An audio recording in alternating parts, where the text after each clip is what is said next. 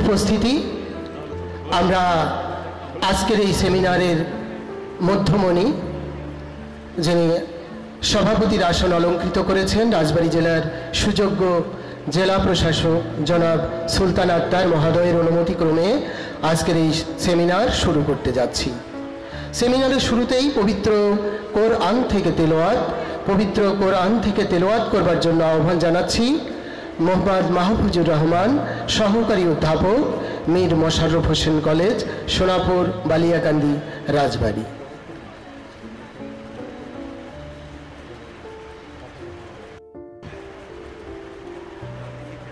أعوذ بالله من الشيطان الرجيم.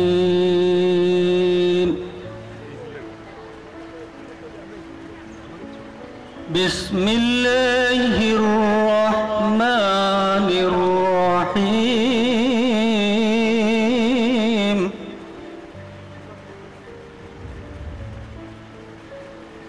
تبارك الذي بيده الملك وهو على كل شيء قدير.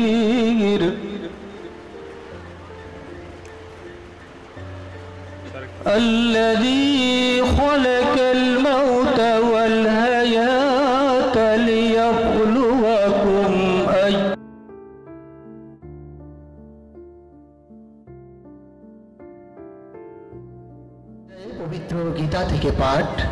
পবিত্র গীতা থেকে পাঠ করবেন শ্রীমতী রঞ্জনা রানী গোস্বামী, সহকারী অধ্যাপক, মীর মোশাররফ হোসেন ডিগ্রি কলেজ, সোনাপুর, বালিয়াকান্দি।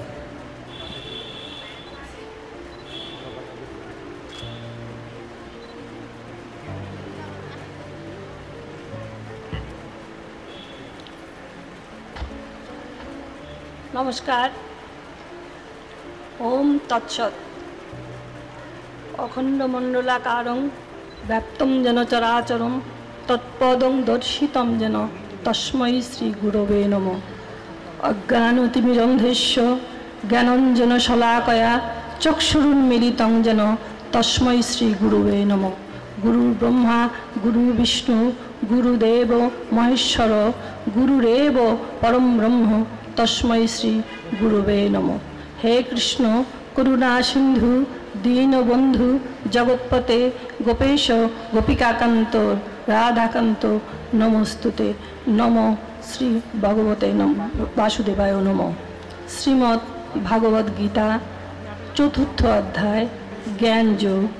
আমি ৭ম ও ৮ম শ্লোকটা উদ্ধৃত করছি। যদা যদা হি ধর্মস্য গ্লানির্ভবতি ভারত অভ্যুত্থানম ধর্মস্য তদাত্মানং সৃজাম্যহম পরিত্রাণায় সাধুনাম বিনাশায় চ দুষ্কৃতাম ধর্ম সংস্থাপনার্থায় সম্ভবামি যুগে যুগে। অনুবাদ: যখন যখন অধর্মের অভ্যুত্থান হয় তখন দুষ্কৃতীদের বিনাশ এবং সাধুদের পরিত্রাণের করে ধর্ম পুনঃস্থাপনের জন্য আমি যুগে যুগে অবতীর্ণ হই। ওম শান্তি, ওম শান্তি, ওম শান্তি। পৃথিবীর সকলের উপর শান্তি বর্ষিত হোক। ধন্যবাদ পবিত্র গীতা থেকে পাঠ করবার জন্য। সম্মানিত সুধী, এখন স্বাগত বক্তব্য প্রদান করবার জন্য বিনীতভাবে আহ্বান জানাচ্ছি চৌধুরী মুস্তাফিজুর রহমান, সুযোগ্য উপজেলা নির্বাহী কর্মকর্তা, বালিয়াকান্দি, রাজবাড়ী। স্যারকে স্বাগত বক্তব্য প্রদান করবার জন্য অনুরোধ জানাচ্ছি।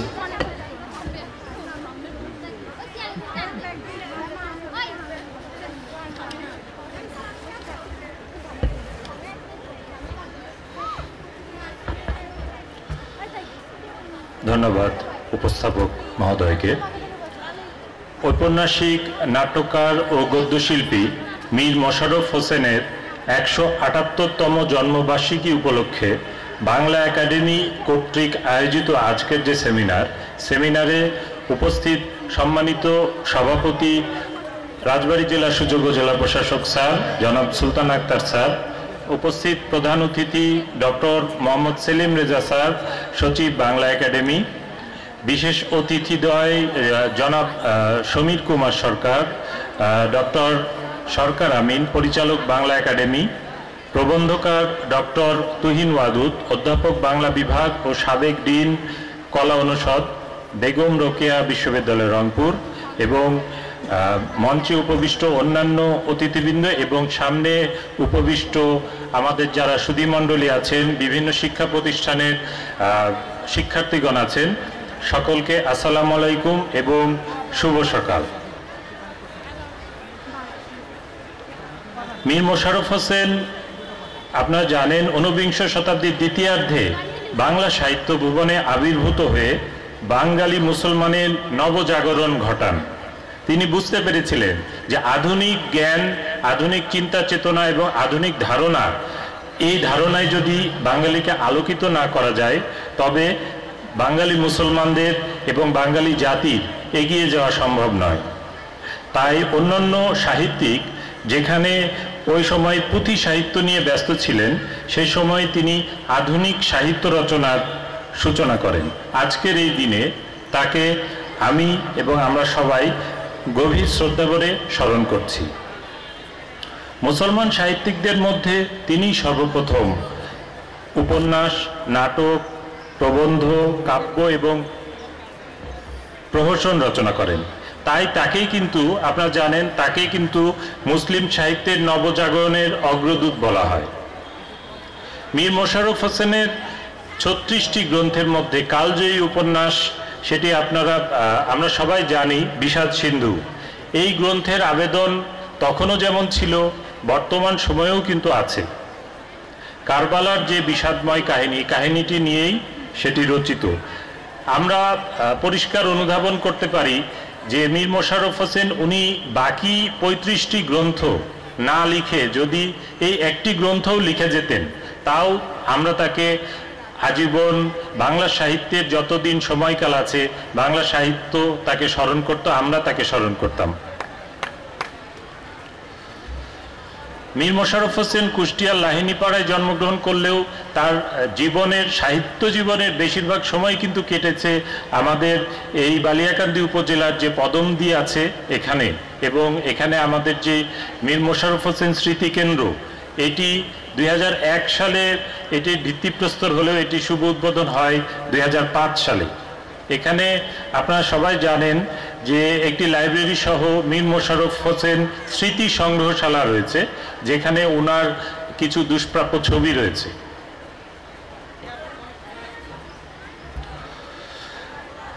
এ পর্যায়ে আমি আমার স্বাগত বক্তব্য বেশি দীর্ঘায়িত করব না। এখানে আমাদের খুবই অভিজ্ঞ এবং আমাদের যিনি প্রবন্ধকার আছেন, আপনারা জানেন বাংলা একাডেমির আমন্ত্রণে উনি এসেছেন, উনি প্রবন্ধ পাঠ করবেন এবং আমাদের যারা আলোচক আছেন তারা আলোচনা করবেন। আমি আশা করব আমাদের সামনে যারা শিক্ষার্থী আছে তারা আমাদের বিদগ্ধ যারা আলোচক, যিনি প্রবন্ধকার, সকলের বক্তব্য তারা শুনবে মনোযোগ সহকারে। তারা নিজেদের মধ্যে কথা না বলে তারা চেষ্টা করবে যে আজকের এই যে মীর মোশাররফ হোসেনের যে জন্মবার্ষিকীর অনুষ্ঠান, এই অনুষ্ঠানটি বছরে একবার হয়। এই অনুষ্ঠানের যারা আলোচক আছেন তাদের কথা থেকে, তাদের প্রবন্ধ থেকে, তাদের আলোচনা থেকে তারা যেন কিছু জ্ঞান আহরণ করে। এটা যদি তারা করে তাহলে আমি মনে করি যে বাংলা একাডেমির আজকের যে সেমিনার সেটি সার্থক হবে। পরিশেষে আজকের সেমিনারটি আয়োজনের জন্য এবং এর সাথে যারা সম্পৃক্ত ছিলেন এবং সবাইকে ধন্যবাদ দিয়ে আমি আমার স্বাগত বক্তব্য শেষ করছি। আসসালাম। স্যারকে স্বাগত বক্তব্য প্রদান করবার জন্য সম্মানিত সুধীমণ্ডলী, এখন শুভেচ্ছা উপহার প্রদান করবেন বাংলা একাডেমির সচিব এবং উপসচিব গণপ্রজাতন্ত্রী বাংলাদেশ সরকার ডক্টর মোহাম্মদ সেলিম রেজা স্যার। আর উপহার গ্রহণ করবেন রাজবাড়ী জেলার সুযোগ্য জেলা প্রশাসক জনাব সুলতান আক্তার এবং বালিয়াকান্দি উপজেলার সুযোগ্য উপজেলা নির্বাহী অফিসার চৌধুরী মোস্তাফিজুর রহমান স্যার। পুরস্কার গ্রহণ করছেন তাদেরকে করতালির মাধ্যমে স্বাগত জানানোর জন্য আহ্বান জানাচ্ছি।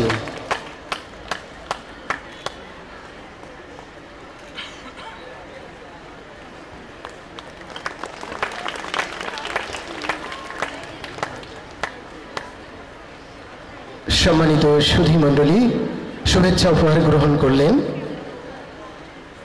এ পর্যায়ে প্রবন্ধ পাঠ করবার জন্য বিনীতভাবে আহ্বান জানাচ্ছি আজকের সেমিনারের প্রাবন্ধিক ডক্টর তুহিন ওয়াদুদ, অধ্যাপক বাংলা বিভাগ ও সাবেক ডিন, কলা অনুষদ, বেগম রোকেয়া বিশ্ববিদ্যালয়, রংপুর। স্যারকে প্রবন্ধ পাঠ করবার জন্য বিনীতভাবে আহ্বান জানাচ্ছি।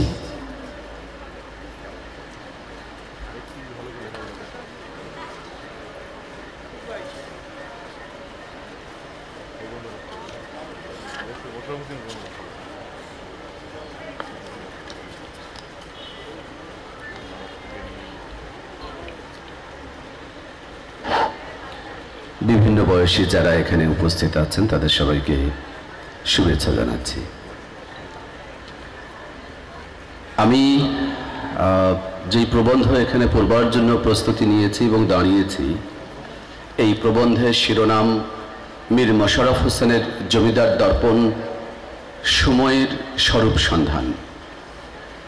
কিন্তু এই পড়বার জন্য দাঁড়িয়ে আমি যখন এখানে দেখছি যে স্কুল কলেজের বাচ্চারাও এখানে উপস্থিত আছে, আবার বিভিন্ন বয়সী বৃদ্ধাজনও এখানে উপস্থিত, ঠিক এই সময় এই প্রবন্ধ এখানে পড়লে, আমি যে এই প্রবন্ধটা এখন পড়া শুরু করি, আমার ধারণা এই স্কুল কলেজের বাচ্চারা নিজেরা নিজেদের মতো আলাপ আলোচনায় ব্যস্ত হয়ে উঠতে পারে।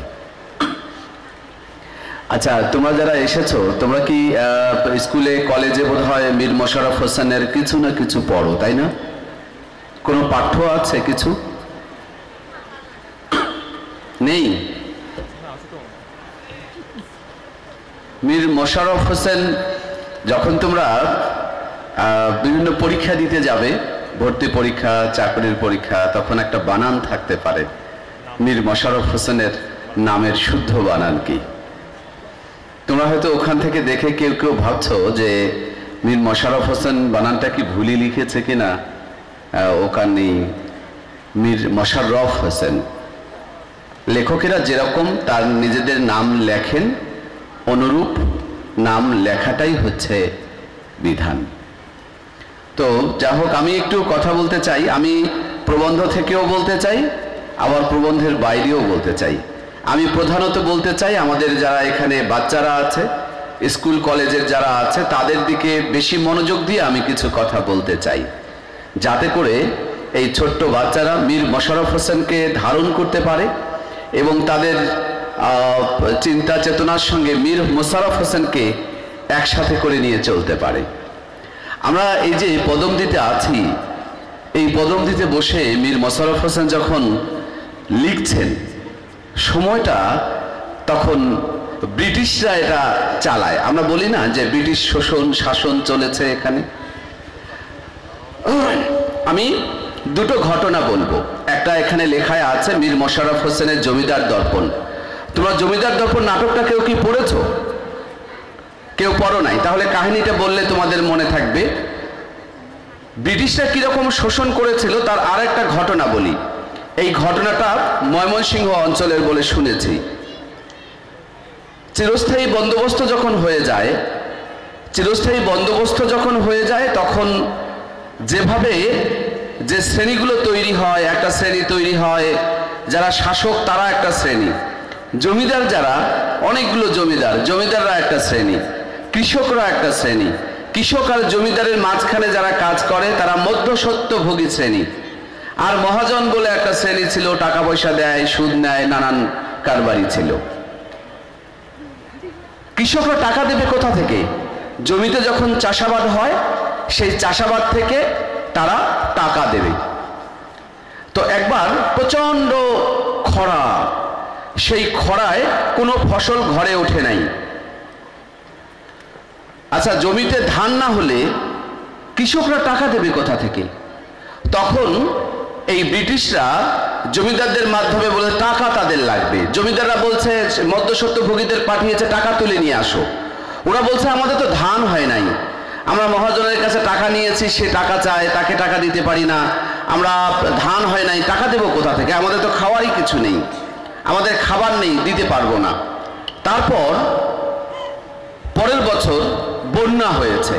একই বছর একবার যদি খরা হয়, অর্থাৎ প্রচণ্ড গরমে ফসল জ্বলে যায়, আর একবার যদি প্রচণ্ড বন্যা হয়, তাহলে আর কি কোনো উপায় আছে? ফলে কৃষকরা আরো কষ্টের মধ্যে পড়ে গেছে। তখন এই যে কষ্টের মধ্যে পড়ে গেছে, তখন এই জমিদার শ্রেণীর লোকজন গিয়ে তাদেরকে মেরেছে, অনেক রকম অত্যাচার করেছে। সেই অত্যাচারের প্রতিবাদও করেছে কোনো কৃষক। যে কৃষকরা অত্যাচারের প্রতিবাদ করেছে তাদের বিরুদ্ধে বিচার বসেছে। বিচারক একজন ইংরেজ হলো বিচারক। এই বিচারক কি রায় দিয়েছে জানো? এই বিচারক রায় দিয়েছে ওই কৃষক কেন প্রতিবাদ করেছে, এই জন্য ওই কৃষকের শাস্তির ব্যবস্থা হয়েছে। আমরা যে জমিদার দর্পণ এখানে নাটকের আলোচনাটা করতে চাচ্ছি, এটার সঙ্গে এটার মিলটা কোথায়? মানে জমিদাররা যা ইচ্ছে তাই করতে পারত, ওখানে তো টাকা পয়সার জন্য এই ঘটনা ঘটিয়েছে। আমরা জমিদার দর্পণ নাটকে কি দেখি শোনো। আমরা দেখি যে এখানে একজন জমিদার আছে, হায়ওয়ান আলী। হায়ওয়ান হচ্ছে জমিদার। মীর মোশাররফ হোসেন নিজেও জমিদার পরিবারে জন্মগ্রহণ করেছেন, তার জীবিকার সাথে জমিদারের সম্পর্ক আছে। তারপরও তিনি জমিদারদের বিপক্ষে লিখছেন। বিপক্ষে কিরকম লিখছেন? যে জমিদারের নাম দিলেন হায়ওয়ান, হায়ওয়ান মানে হচ্ছে জানোয়ার। যখন এই নাটক লেখা হয়, এই নাটকের শুরুতে আবার একটা প্রস্তাবনা অংশ আছে। এই অংশটার মধ্যে মীর মোশাররফ হোসেন বলছেন যে দুই রকমের জানোয়ার আছে, তার এক রকমের জানোয়ার নিয়ে তিনি লিখতেই চান, লিখবেনই, এবং সেই জানোয়ারদের নিয়ে লিখতে গিয়ে জমিদারের নাম দিয়েছেন হায়ওয়ান, অর্থাৎ জানোয়ার। এখন এই জানোয়ার কি হয়েছে দেখো। সরকার আমিন ভাই, আমি একটু ওদের উদ্দেশ্যেও বলছি, এখানেও বলছি, হ্যাঁ, মানে আমি দুঃখিত, নাহলে এটা ধরে পড়লে। আচ্ছা ঠিক আছে। তো হায়ওয়ান কি করেছে দেখো। হায়ওয়ান তো জমিদার, জমিদার যা ইচ্ছে তাই করতে পারে। মীর মোশাররফ হোসেন একজন জমিদারের কথা বলেছেন, কিন্তু তিনি বাংলাদেশের শুধু না, ভারতবর্ষে যে ব্রিটিশদের অধীনে জমিদার ছিল, সমস্ত জমিদারের প্রতিনিধি ছিল হচ্ছে এই হায়ওয়ান। সে একটা চরিত্র মানে না, মানে সে যা যা করছে সমস্ত জমিদাররা তাই তাই করতে পারে। অনেকে সে কাজ করেছে, তার চেয়েও খারাপ কাজ করেছে। হায়ওয়ানের ভাই সিরাজ আছে, সেই সিরাজের যে কথা আছে, সে সিরাজ বলছে আগে তো কুকুরকে দিয়ে আমরা মানুষকে খাইয়েছি, মানে এইটা তারা গর্বের সাথে বলছে। তার মানে সময়টা ব্রিটিশ শাসন আমলটা তাহলে আমাদের জন্য ভালো ছিল না। ব্রিটিশদের বিরুদ্ধে কথা বলা যায়, ব্রিটিশদের বিরুদ্ধে কথা বলা যায় না। ঠিক সেই জায়গায় মীর মোশাররফ হোসেন ব্রিটিশদের বিরুদ্ধে তিনি কথা বলছেন। আমরা হায়ওয়ানের কি কাজ দেখি এখানে। আবু মোল্লার স্ত্রী নুরুন নেহার, ও দেখতে খুব সুন্দর। এই সুন্দরী মেয়ে তার সাথে অসৎ উদ্দেশ্যে চরিতার্থ করবার জন্য, অসৎ উদ্দেশ্য চরিতার্থ করবার জন্য হায়ওয়ান আলী অনেক চেষ্টা করেছে। যখন তার নানান কুটবুদ্ধি, নানান চেষ্টা, নানান কলাকৌশল কিছুতেই কিছু করতে পারে নাই, তখন সে নিজের কর্মচারীদের দিয়ে আবু মোল্লাকে তুলে নিয়ে এসেছে। দেখো, আবু মোল্লা একজন কৃষক, তার একজন সুন্দরী স্ত্রী আছে, এরা তো তার দোষ নয়, এটা কি তার অপরাধ? কিন্তু সে কিছুতেই জানতে পারল না তাকে কেন বাড়ি থেকে তুলে নিয়ে আসা হলো। ও জিজ্ঞাসা করেছিল আমাকে নিয়ে যাচ্ছেন, আমি কি দোষ করেছি? কোনো উত্তর নেই। 50 টাকা তার কাছে দাবি করা হয়েছে। ওই সময়ে 50 টাকা অনেক টাকা, তার সব কিছু বিক্রি করে দিলেও 50 টাকা হবে না। এই যে লেখেন শুরুর প্রস্তাবনা অংশে তিনি লিখেছেন, এটা অবিকল ঘটনা, এটা কোনো কল্পকাহিনী না, এটা কোনো কাহিনী তৈরি করে লেখা না, বলছে এটা হচ্ছে একটা সত্য ঘটনা, অনুরূপ ঘটনা, অবিকল বলছেন। তো অবিকল যে তিনি আমরা এখন মোশাররফ হোসেনের এই কথা 150 বছর পেরিয়ে গেছে, এই 150 বছর পরে এসে এটা করার দরকার আছে কিনা, এটার প্রাসঙ্গিকতা আছে কিনা, সেইটা একটু আলোচনা করে শেষ করব।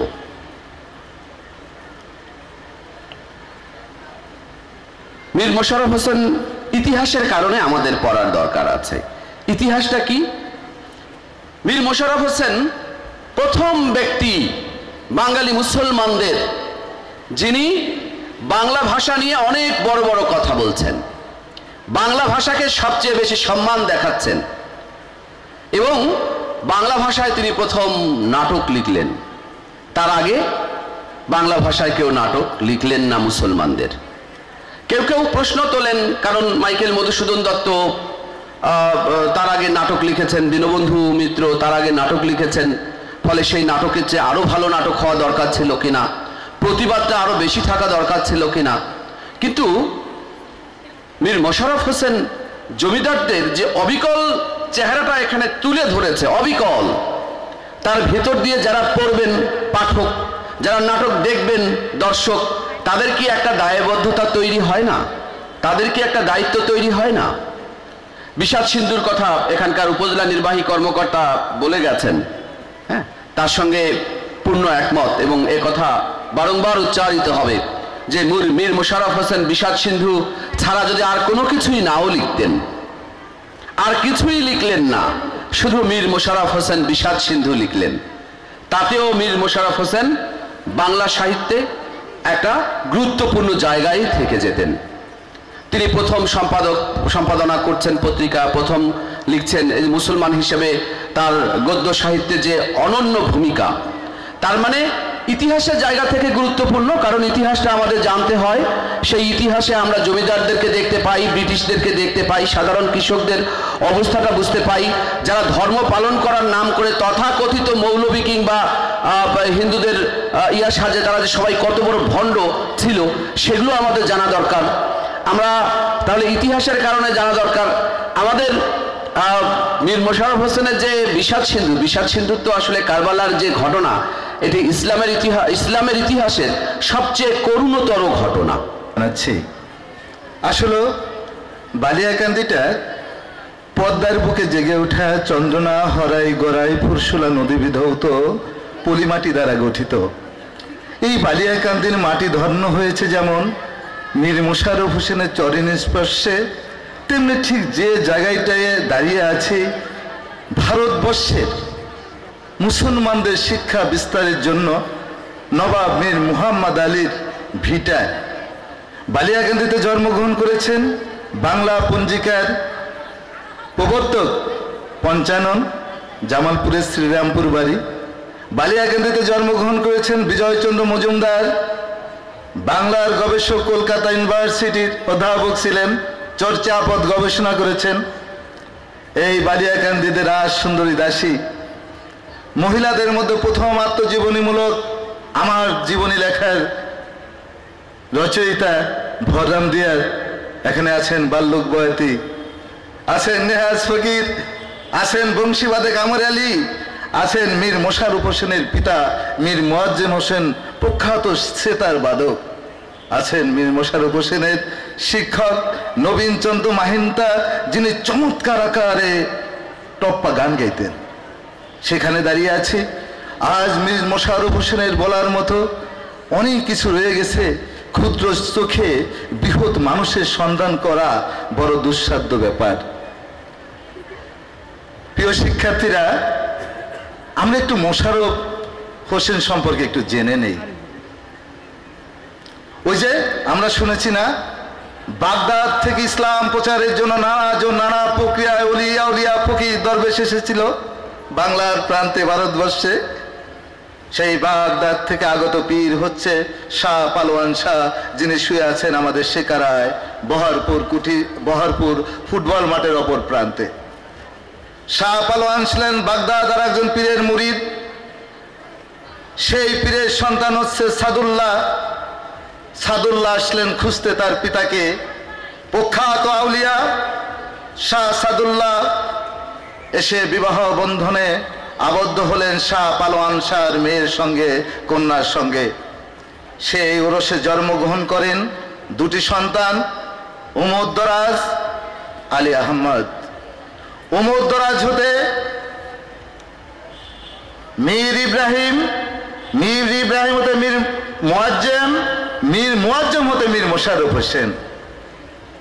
ও প্রান্তে আলী আহমদ থেকে আলী আকবর, আলী আকবর থেকে আলী আশরাফ, আলী আশরাফ থেকে এই জায়গার যে নবাব ছিলেন মীর মোহাম্মদ আলী, অবিবাহিত চিরকুমার, এবং তার ভাই আব্দুস সামাদ, এবং একটি মেয়ে ছিল হায়াতুন্নেসা। হায়াতুন্নেসা ছিল নিঃসন্তান। মীর মোহাম্মদ আলী ছিলেন অবিবাহিত। মীর আব্দুস সামাদের ছিলেন 4 কন্যা। বরিশালে একজন বিয়ে হয়, ঢাকাতে একজন বিয়ে হয়, কুমিল্লায় বিয়ে হয়, খুব সুনামধন্য পরিবারের সঙ্গে, জমিদারের সঙ্গে, ব্যারিস্টারের সঙ্গে। এবং এখানে একটা কথা উল্লেখিত শ্রদ্ধেয় আজকের উপস্থিতি, 157 নং তৌজির জমি মীর আলী আশরাফ হয়ে মীর মোহাম্মদ আলী ওয়াকফ করেছিলেন। সেই ওয়াকফর সম্পত্তি বালিয়াকান্দিতে প্রচুর। লিটারেরি সোসাইটির আজীবন সদস্য ছিলেন নূর মোহাম্মদ আলী। মুসলমানদের শিক্ষা বিস্তারে অগ্রণী ভূমিকা পালন করেছিলেন। আজকে এ প্রসঙ্গে আর যেতে চাচ্ছি না। মীর মোশাররফ হোসেনের 42 খেলা গ্রন্থের রচনার মধ্য দিয়ে 2টি পত্রিকা সম্পাদনা করেছেন। এপাশে ছিলেন পদ্মার বুকে জেগে ওঠা ফকির লালন সাইজি কাঙাল হরিনাথ। কাঙাল হরিনাথের গ্রাম বার্তা প্রবেশিকা পত্রিকার লেখালেখির মাধ্যমে মীর মোশাররফ হোসেন লেখনের শুরু। ধৈর্য। রহিম,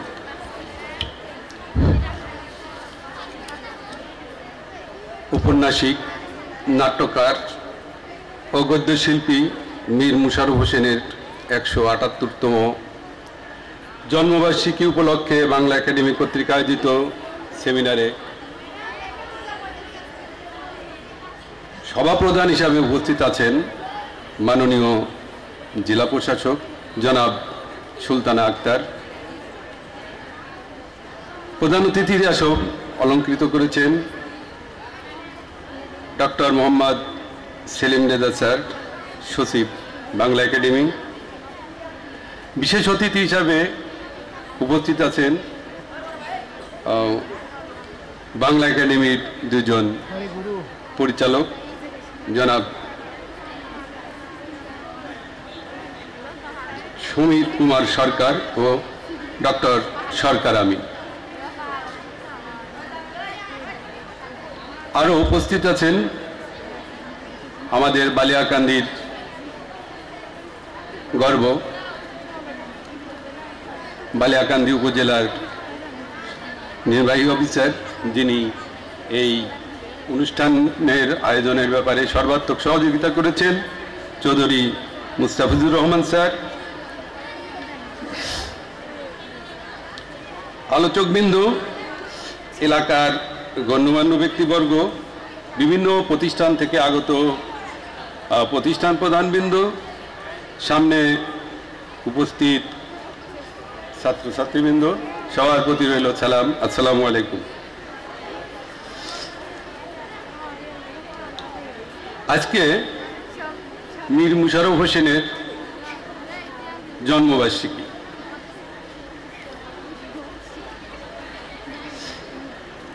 মীর মোশাররফ হোসেন একজন উজ্জ্বল নক্ষত্র মুসলিম গণজাগরণের। আমাদের এই মীর মোশাররফ হোসেনের যে সমস্ত তথ্য উপাত্ত এখানে উপস্থাপিত হয়েছে, এইগুলো আমরা জেনেছি।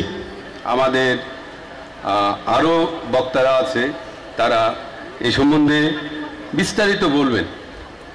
কিন্তু আমি 2-1টি কথা না বললেই না। একটি জিনিস আমার কাছে উপলব্ধি হয়েছে যে মীর মোশাররফ হোসেন যে সমস্ত নাটক, উপন্যাস, সাহিত্য রচনা করেছেন, সবগুলোই সমসাময়িক। তিনি এই যে কর্মজীবন যখন শুরু করেন তারপর থেকে সে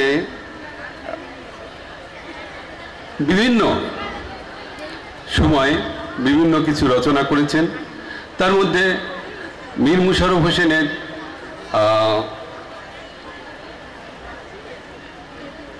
বিষাদ সিন্ধু, বিষাদ সিন্ধুর কথা আমরা জানি। বিষাদ সিন্ধু রচনায় উঠে এসেছে যে মীর মুশাররফ হোসেন তার প্রিয় দহিত্র হজরত ইমাম হাসান হোসেনের বিষয়ে তিনি লিখেছেন। এখন এগুলি দেখা যায় যে আমাদের মুসলিম সমাজের অথবা হিন্দু সমাজের অনেকেই মীর মুশাররফ হোসেনের এই বিষাদ সিন্ধু, মীর মুশাররফ হোসেনের এই বিষাদ সিন্ধুটাকে তারা মনে করে এটা পবিত্র একটা গ্রন্থ। আমরা মীর মুশাররফ হোসেনের জমিদার দর্পণ সম্বন্ধে আমাদের স্যার খুব সুন্দরভাবে উপস্থাপন করেছেন যে কিভাবে কৃষক বিদ্রোহ কিভাবে হয়েছিল, সিরাজগঞ্জের যে কৃষক বিদ্রোহ সেটা উপস্থাপিত হয়েছে। পাশাপাশি মীর মুশাররফ হোসেন একটি তার আত্মজীবনী মূলক রচনা লিখেছেন গোজীবনে দেখা যাচ্ছে যে হিন্দু, তিনি বলেছেন যে গরু কুরবানি না হইয়া ছাগলও কুরবানি হইতে পারত। এই জিনিস নিয়ে তখনকার দিনে অত্যন্ত বিবাদ সৃষ্টি হয়। যাই হোক আর কি, এলাকার এই বিষয়গুলো ছাড়াও আমি দু একটি বিষয়ে আপনাদের দৃষ্টিপাত করব। আমরা আমাদের পাশেই মীর মুশাররফ হোসেনের নামে একটি কলেজ আছে। আমি চাইব আজকের এই অনুষ্ঠানের মাধ্যম দিয়ে আমাদের জেলা প্রশাসক মহোদয় আছেন, বাংলা একাডেমির সচিব মহোদয় আছেন, আপনারা আমাদের কলেজটিকে যাতে জাতীয়করণ করা যায় এ ব্যাপারে প্রয়োজনীয় পদক্ষেপ নেবেন।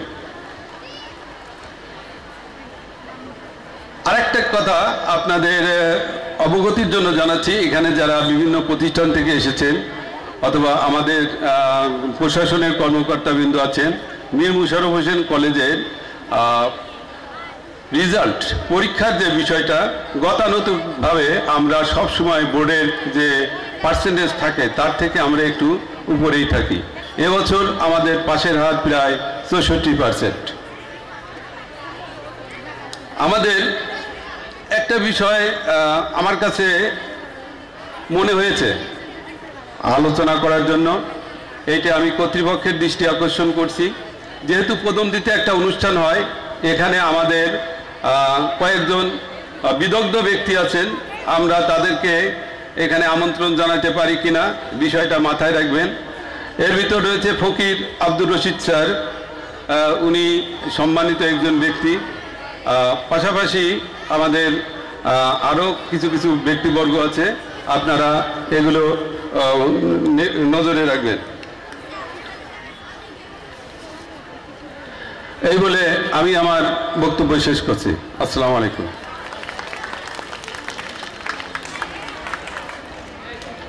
ধন্যবাদ জনাব মোহাম্মদ শাহজালাল স্যার তার বক্তব্য প্রদানের জন্য। সম্মানিত সুধী, এ পর্যায়ে আলোচনা করবার জন্য সবিনয়ে আহ্বান জানাচ্ছি জনাব মোহাম্মদ সালাম তাসির, সভাপতি মীর মোশাররফ হোসেন স্মৃতি সংসদ রাজবাড়ী ও অবসরপ্রাপ্ত অধ্যাপক রাজবাড়ী সরকারি কলেজ। স্যারকে তার আলোচনা করবার জন্য বিনীতভাবে আহ্বান জানাচ্ছি।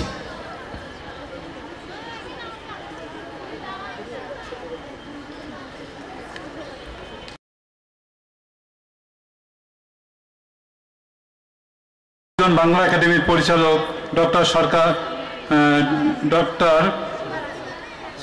জনাব সমীর কুমার সরকার এবং মঞ্চে উপবিষ্ট বালিয়াকান্দি উপজেলা নির্বাহী কর্মকর্তা সহ সবাইকে আমি আন্তরিক ধন্যবাদ জানাই।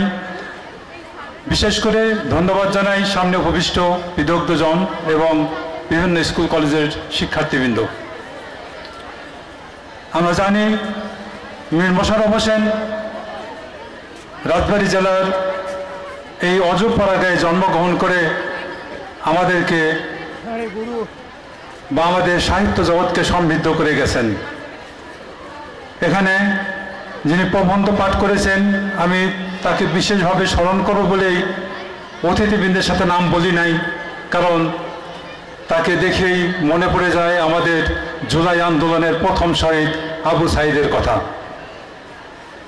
যে ছাত্রটি রংপুর বিশ্ববিদ্যালয়ের রংপুর বেগম রোকেয়া বিশ্ববিদ্যালয়ের শিক্ষার্থী ছিল, আমরা মনে করি যে আজকের এই আয়োজনে আমাদের যে প্রবন্ধকার উপস্থিত হয়েছেন আমরা অবশ্যই ধন্য হয়েছি।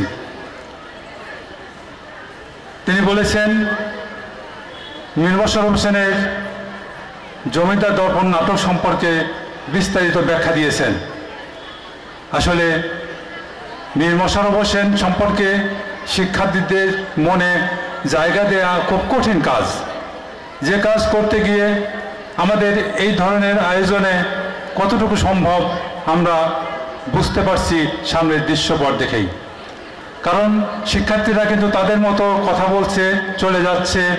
আমি শিক্ষকদের অনুরোধ করব, আপনারা আপনাদের শিক্ষার্থীদের একটু বসা রাখেন আমাদের শেষ বক্তার বক্তব্য পর্যন্ত। আমি মনে করি এটা যদি শিক্ষকরা দায়িত্ব না নেয় তাহলে কিন্তু ওদেরকে এখানে ধরে রাখা যাবে না।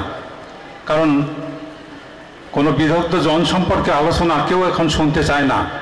আর যদি শুনতে চাইতো, এই বালিয়াকান্দির মাটিতে যে যিনি শুয়ে আছেন, সাহিত্য আছেন, চিরনিদ্রায় আছেন, তার সম্পর্কে মানুষ খুব একটা জানে না। কারণ আমরা দেখি যে পাঠ্য বইও মীর মোশাররফ হোসেন সম্পর্কে খুব একটা তার লেখা নেই। আমাদের সময় আমরা জমিদার দর্পণ নাটকটি পেয়েছিলাম, কিন্তু সেটিও বোধহয় এখন নেই। তো আমি মনে করি যে আমাদের এই আলোচনা তখনই ফলপ্রসূ হবে যখন আমরা সামনে উপবিষ্ট দর্শকদের, শ্রোতাদের এই ব্যাপারে মনোনিবেশ করতে পারব। আমি প্রতি বছরই কিন্তু বলে থাকি যে আমাদের এই আয়োজন কতটুকু সফল হয়েছে এই নিয়ে একটু মূল্যায়ন সভা হওয়া উচিত, কিন্তু আজও হয়নি। গত বছর বাংলা একাডেমির সচিব মহোদয় নায়েব আলী স্যার ছিলেন, আমি তাকেও বলেছিলাম যে আয়োজনে আমরা যারা মীর মোশাররফ হোসেন সম্পর্কে বিভিন্ন অনুষ্ঠানের আয়োজন করি, মীর মোশাররফ হোসেন স্মৃতি সংসদ রাজবাড়ী এবং বালিয়াকান্দি মীর মোশাররফ হোসেন সাহিত্য পরিষদ, মুন্সি আমির আলী বলেছেন যে আমাদের সাথে সমন্বয় করে এই অনুষ্ঠানের আয়োজন করার কথা থাকে, কিন্তু সমন্বয় হয় না। তো আমি মনে করি যে আয়োজনে আগামীতে আমাদের একটু ডাকবেন। আমি টিওনো মহোদয়কে অনুরোধ করব যে আমরা রাজবাড়ী থাকি, আমির আলী মুন্সি বালিয়াকান্দি থাকে, আমাদের একটু ডাকলে আমরা অবশ্যই এই অনুষ্ঠানকে আরও কীভাবে প্রাণবন্ত করা যায়, এটা দর্শকদের বা শ্রোতাদের অন্তরে ধারণ করার ব্যবস্থা করা যায়, এ ব্যাপারে আমরা কথা বলবো, পরামর্শ দিব। আজকের এই আলোচনায় আমরা যেটা বুঝতে পারি সেটা হলো এরকম যে 1847 সালের 13 নভেম্বর মীর মোশাররফ হোসেন মাতুলালয়ে জন্মগ্রহণ করেন কুষ্টিয়ার লাহিনীপাড়া গ্রামে। তারপর তার শিক্ষা জীবন খুব একটা এগোতে পারেনি।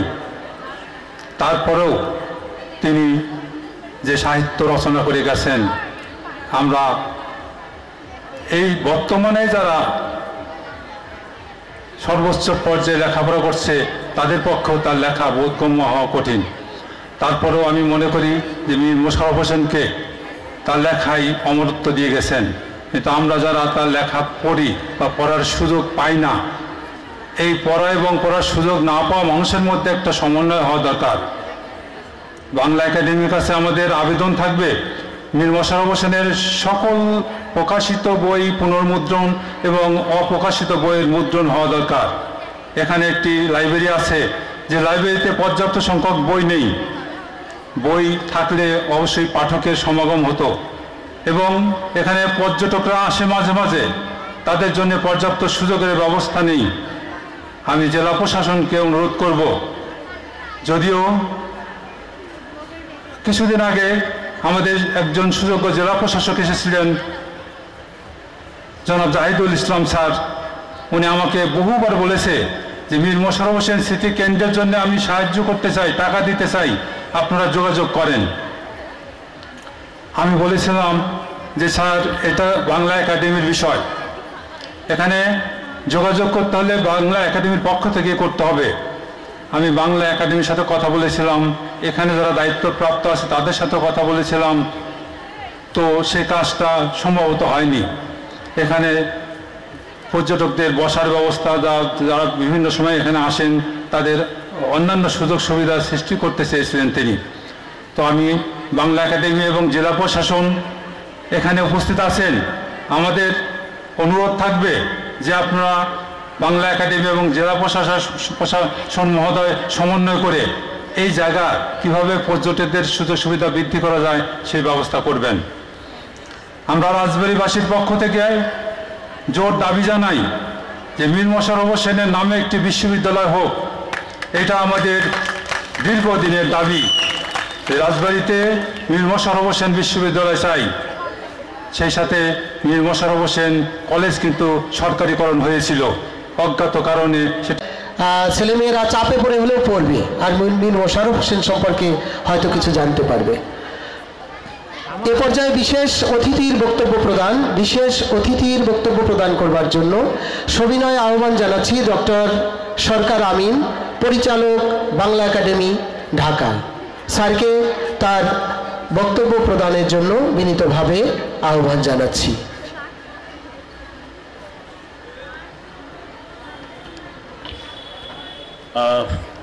ছোট্ট বন্ধুরা, আমি তোমাদের দৃষ্টি আকর্ষণ করছি। তোমরা যারা বসে আছো, অনেকক্ষণ ধরে বসে আছো এবং ধৈর্য রক্ষা করে সবার কথা শুনছো, তোমার পিলারগুলো, তাই না? পিলারগুলো না থাকলে কি সেতুটা হয়? তোমরা কি জানো পদ্মা সেতুতে কতগুলো পিলার? হাত তুলো, কেউ জানো? আমি একটু আগে ইন্টারনেটে দেখলাম 420টা পিলার। ওই পিলারগুলোর উপর ওই সেতুটা দাঁড়িয়ে আছে। তো আমাদের এই যে দেশটা, কিছু মানুষের মতো সেতু মানুষ, পিলার মানুষ, তাদের উপরে বাংলাদেশটা দাঁড়িয়ে আছে। তাদের মধ্যে একজন হচ্ছেন মীর মোশাররফ, যাকে আমরা আজকে স্মরণ করছি। তিনি এত বড় মানুষ ছিলেন, লেখালেখি করেছেন, বই লিখেছেন, যে কারণে বাংলাদেশ বলে যে দেশটাকে আমরা আজকে নিয়ে অহংকার করি, এই দেশের পিলারের মতো তিনি আমাদের কাছে গ্রহণযোগ্য মানুষ, তাই না? এবার দ্বিতীয় প্রশ্ন তোমাদেরকে করি, আজকের সভার সভাপ্রধান কে? তোমরা জানো? হাত তুলো তো, একটু হাত তুলো। আজকের সভায় এই যে আলোচনা করছি, প্রধান কে? তোমরা আবুদ জানো। যাই হোক, আজকের দেখো, এই যে আমাদের জেলা প্রশাসক বসে আছেন, তিনি আজকের অনুষ্ঠানের সভাপ্রধান। তিনি একজন নারী। আজকে তোমরা যারা বসে আছো, তোমরা নারীরা, দেখে আমার খুব ভালো লাগছে যে তোমরা অনেকক্ষণ ধৈর্য ধরে কথা শুনছো। তোমরাও একদিন এই জেলা প্রশাসকের মতো হবে, হবে না? নিশ্চয় হবে। এখন একজন জেলা প্রশাসকের মতো আজকের প্রধান হওয়ার মতো যোগ্যতা অর্জন করতে হলে কি করতে হবে? পড়ালেখা করতে হবে। এখন পড়ালেখা কি শুধু বইয়ের মধ্যে থাকে? স্কুলের বইগুলোতে তোমরা যেগুলো ব্যাগের মধ্যে করে স্কুলে যাও, সেই বইগুলো কি পড়লে হবে? না, ধন্যবাদ। আরো বই পড়তে হবে। এবং সেই বই কে লিখেছেন? মীর মোশাররফ হোসেনের মতো মানুষেরা লিখেছেন, রবীন্দ্রনাথ লিখেছেন, নজরুল লিখেছেন, তাই না? তোমরা কি এইসব বই পড়ো? গুড। এবং আমি মনে করি তোমরা এইসব বই যদি পড়ো, তোমাদের অনেক জ্ঞান বাড়বে এবং একদিন সভাপ্রধান হওয়ার মতো যোগ্যতা তোমাদের হবে। ঠিক আছে? এখন আমি একটা প্রশ্ন করি, বই পড়লে কি উপকার হয়? তোমরা কি জানো বই পড়লে কি উপকার হয়? জানো? আচ্ছা, অনেক উপকার হয়, তবে একটা উপকার হচ্ছে আমাদের মন থেকে ভূতের ভূতের ভয়টা দূর হয়। আমরা আরো ভালো মানুষ হই, উদার মানুষ হই, পাশের মানুষটিকে ভালোবাসি, পাশের পড়োশিকে ভালোবাসি। সেই পড়োশি কি ধর্মের সেটা আমরা দেখতে চাই না, কিন্তু মানুষ। সেই পড়শি ধনী কি গরিব সেটা আমরা দেখতে চাই না, তিনি তো মানুষ। এই যে মানবতা বোধ, মনুষ্যত্ব বোধ, সেটা আমাদের মধ্যে তৈরি হয়। আজকে মীর মোশাররফ হোসেনকে আমরা স্মরণ করছি, তিনি মানবতার কথাই বলে গেছেন তার সাহিত্যে। ঠিক আছে, তোমরা আশা করি বই পড়বে। অনেক ধন্যবাদ।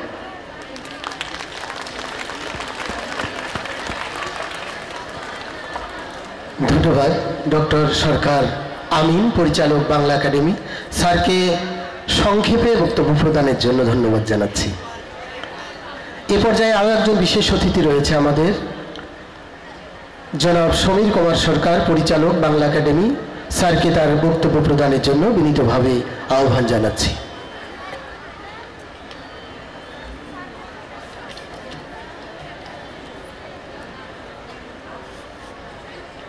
ধন্যবাদ।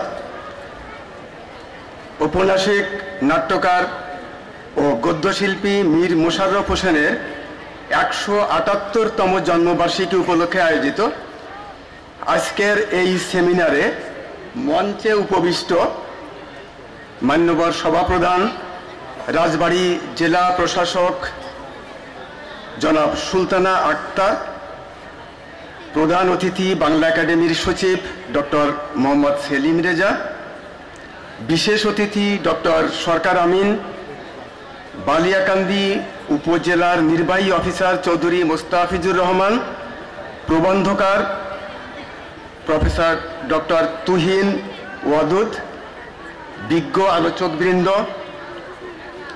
মঞ্চের সামনে উপবিষ্ট বাংলা একাডেমির উপপরিচালক বৃন্দ,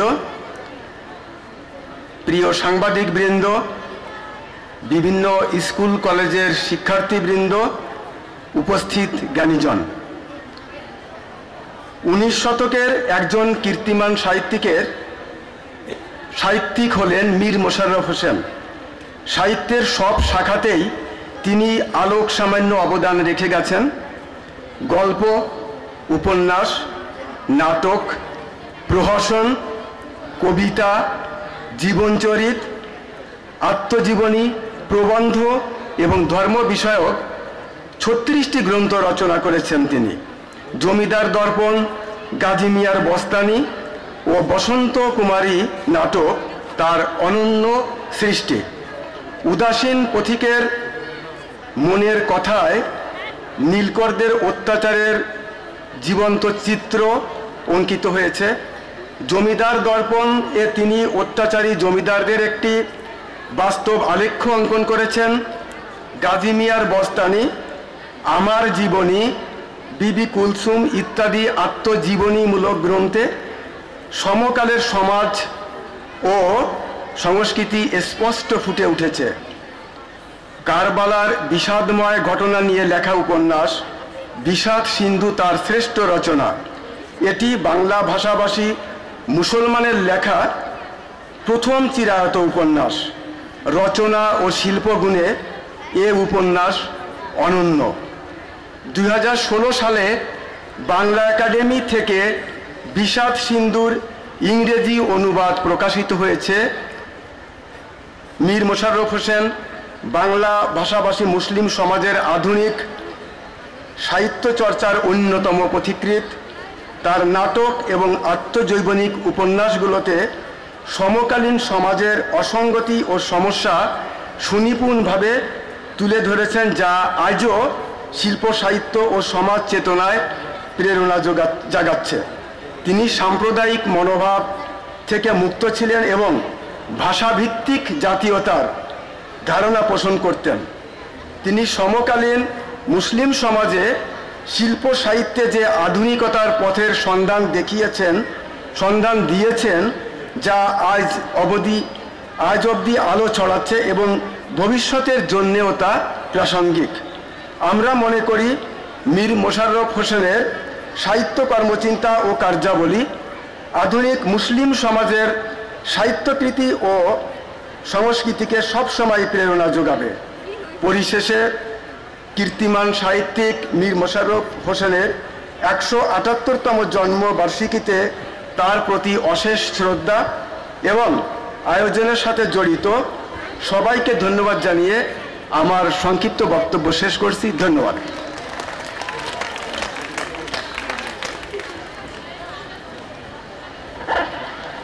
ধন্যবাদ।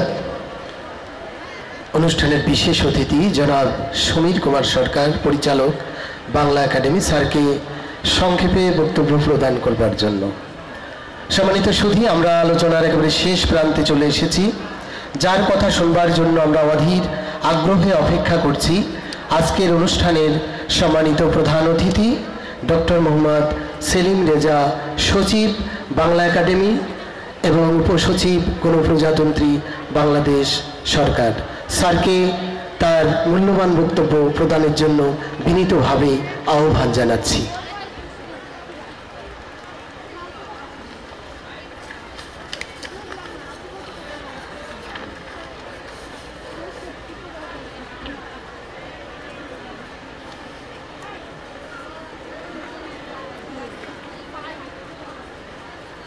বিসমিল্লাহির রহমানির রহিম। ঔপন্যাসিক, নাট্যকার ও গদ্যশিল্পী মীর মোশাররফ হোসেনের 178তম জন্মবার্ষিকী উপলক্ষে বাংলা একাডেমি আয়োজিত সেমিনারের সভাপ্রধান জনাব সুলতানা আক্তার, সম্মানিত জেলা প্রশাসক রাজবাড়ী, বিশেষ অতিথি জনাব সমীর কুমার সরকার, পরিচালক বাংলা একাডেমি, বিশেষ অতিথি ডক্টর সরকার আমিন, পরিচালক বাংলা একাডেমি, প্রবন্ধকার, বিশিষ্ট লেখক, গবেষক এবং পরিবেশ আন্দোলনের অন্যতম ব্যক্তিত্ব ডক্টর তুহিন ওয়াদুদ, অধ্যাপক, বেগম রোকেয়া বিশ্ববিদ্যালয়, রংপুর, আলোচক জনাব মোহাম্মদ কামাল হোসেন, অধ্যক্ষ মীর মোশাররফ হোসেন ডিগ্রি কলেজ, জনাব মোহাম্মদ শাহজালাল, সহকারী অধ্যাপক মীর মোশাররফ হোসেন ডিগ্রি কলেজ, কবি তাসির সালাম তাসির,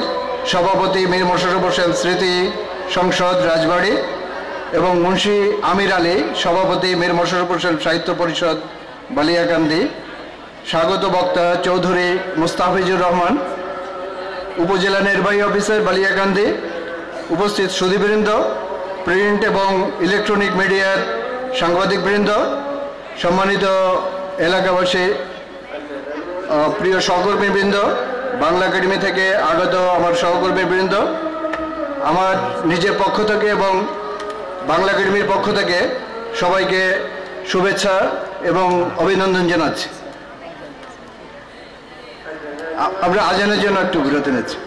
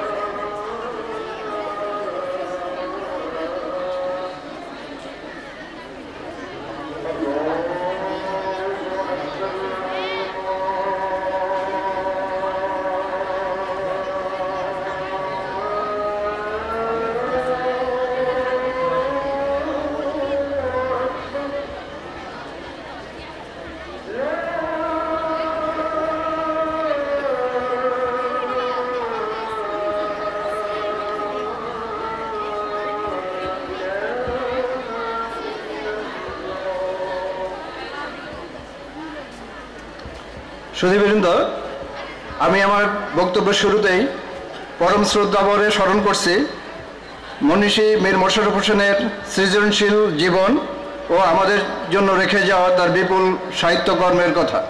একই সাথে তার আত্মার শান্তি কামনা করছি।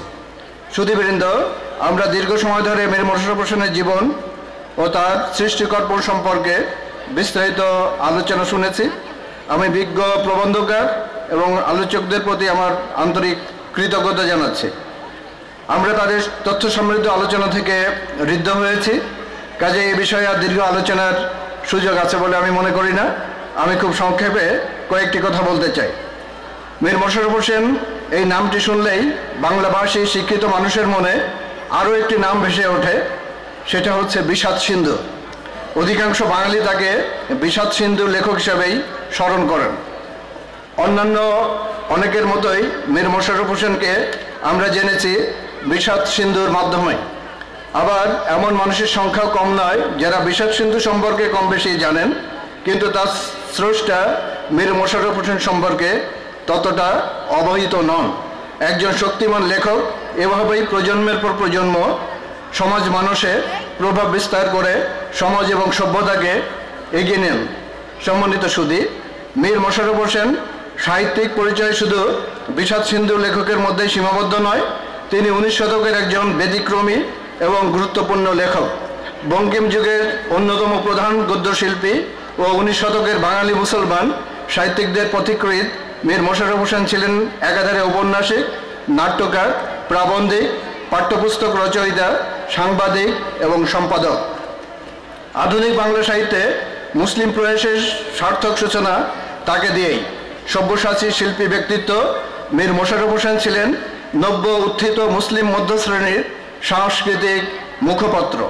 উপাখ্যান, বিষাদ সিন্ধু ও নাটক জমিদার দর্পণ, এই দুই সাহিত্যকর্ম তাকে শৈল্পিক অমরত্ব ও ধ্রুপদী শিল্পীর মর্যাদা দিয়েছে। মুক্ত মন, উদার শিল্পদৃষ্টি, সমাজ মনস্কতা, অসাম্প্রদায়িক চেতনা তার জীবন ও সাহিত্য চর্চায় যেমন সাময়িক পত্র সম্পাদনা ও পরিচালনার ক্ষেত্রেও তেমনি বিশেষ ভূমিকা পালন করেছে। কুষ্টিয়া লাহিনীপাড়ায় 1847 সালে 13 নভেম্বর তার জন্ম। পিতা মীর মোয়াজ্জেম হোসেন ছিলেন জমিদার। নিজ বাড়িতে মুন্সির কাছে আরবি এবং ফার্সি শেখার মাধ্যমে তার লেখাপড়ার হাতে খড়ি।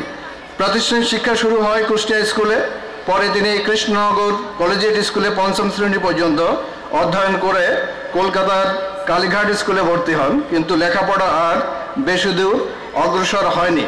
কর্মজীবনের শুরুতে মোশাররফ হোসেন পিতার জমিদারি দেখাশোনা করেন। পরে তিনি ফরিদপুর নবাব এস্টেটে চাকরি নেন এবং 1885 সালে দেলদুয়ার এস্টেটের ব্যবস্থাপক হিসাবে নিযুক্ত হন। এক সময় এই চাকরি ছেড়ে তিনি লাহিনীপাড়ায় প্রত্যাবর্তন করেন এবং পরে ভাগ্যান্বেষণে কলকাতায় যান।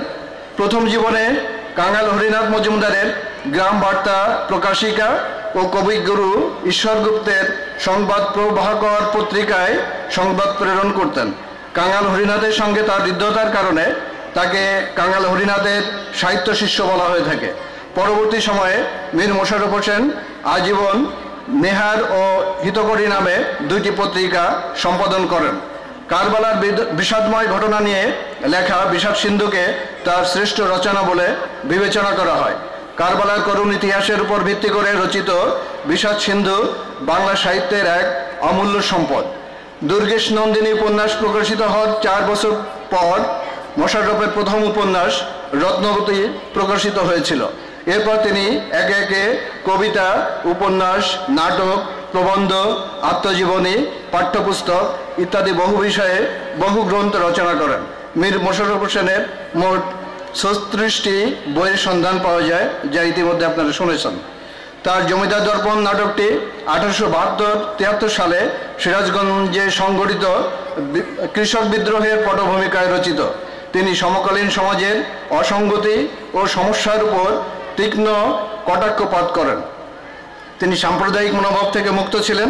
উদার দৃষ্টিকোণ থেকে গোকুল নির্মূল আশঙ্কা প্রবন্ধ লিখে তিনি নিজের সমাজ কর্তৃক নিগৃহীত হয়েছিলেন।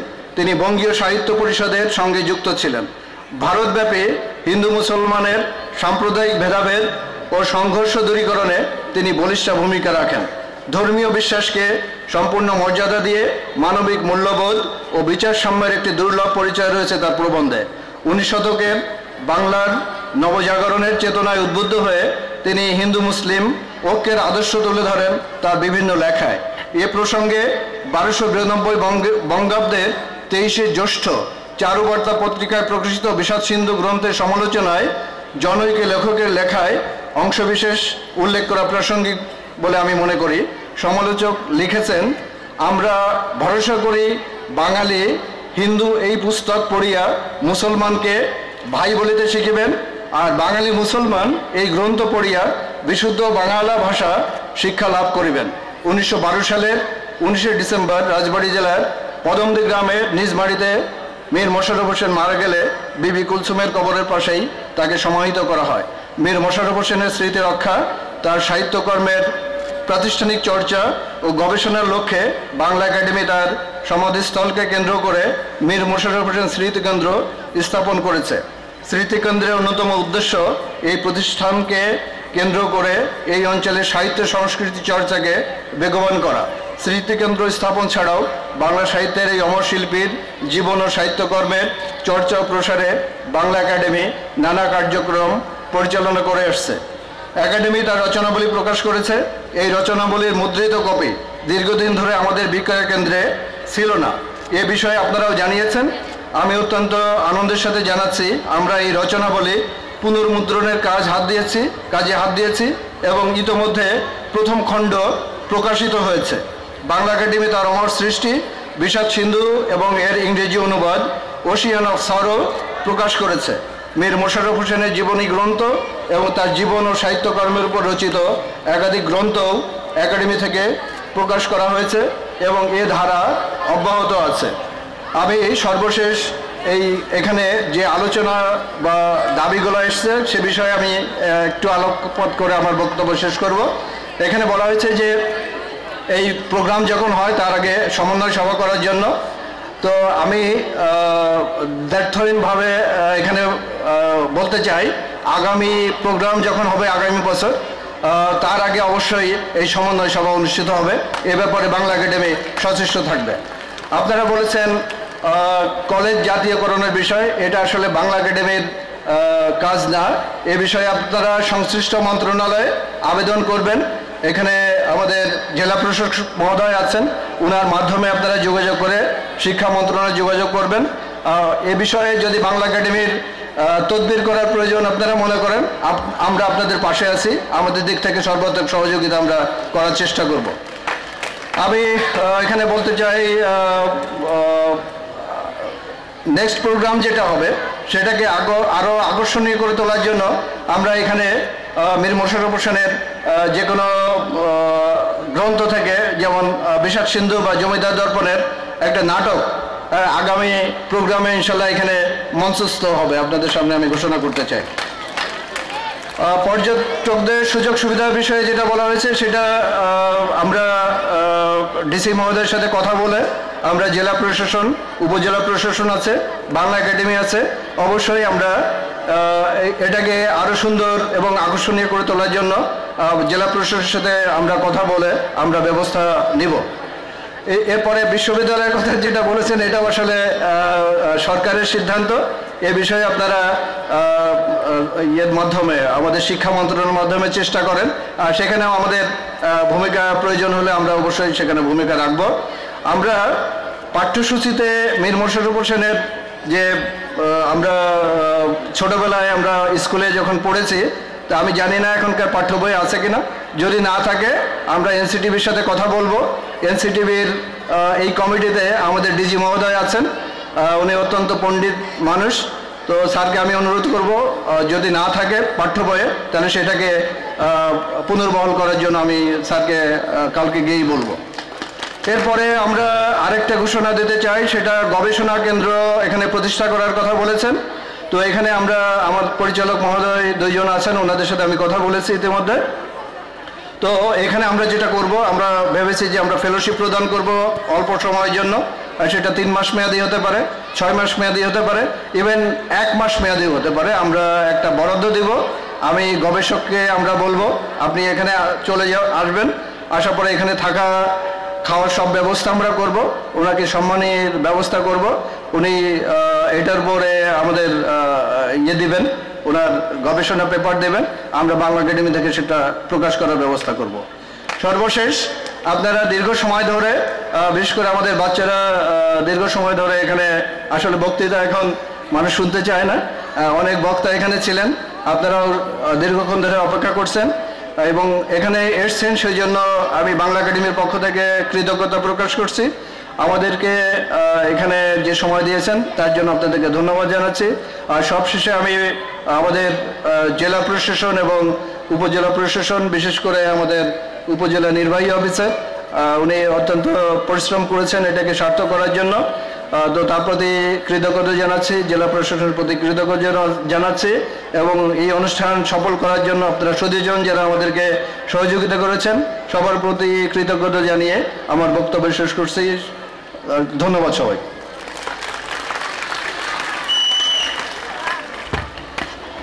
ধন্যবাদ স্যারকে তার প্রাণবন্ত এবং তথ্যবহুল বক্তব্য প্রদানের জন্য। সম্মানিত উপস্থিতি, আমরা আলোচনার একেবারেই দ্বার প্রান্তে দাঁড়িয়ে, তো যারা আমাদের সামনে বসে আছে তাদের জন্য একটু আপ্যায়নের ব্যবস্থা আছে এবং এইটা অনুষ্ঠান শেষ না হওয়া পর্যন্ত এটা প্রদান না করার জন্য বলছি, একটু ধৈর্য ধরে অপেক্ষা করতে হবে।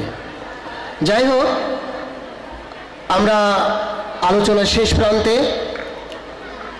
সমাপনী বক্তব্য প্রদান, অনুষ্ঠানের সমাপ্তি ঘোষণা এবং অতিথিদের হাতে অনুষ্ঠান সমাপ্তি ঘোষণা করার পর অতিথিদের হাতে উপহার প্রদান করবার জন্য আহ্বান জানাচ্ছি। অত্র সেমিনারের সভা প্রদান রাজবাড়ী জেলার সুযোগ্য জেলা প্রশাসক, আজকের অনুষ্ঠানের মধ্যমণি জনাব সুলতান আক্তার মহোদয়কে।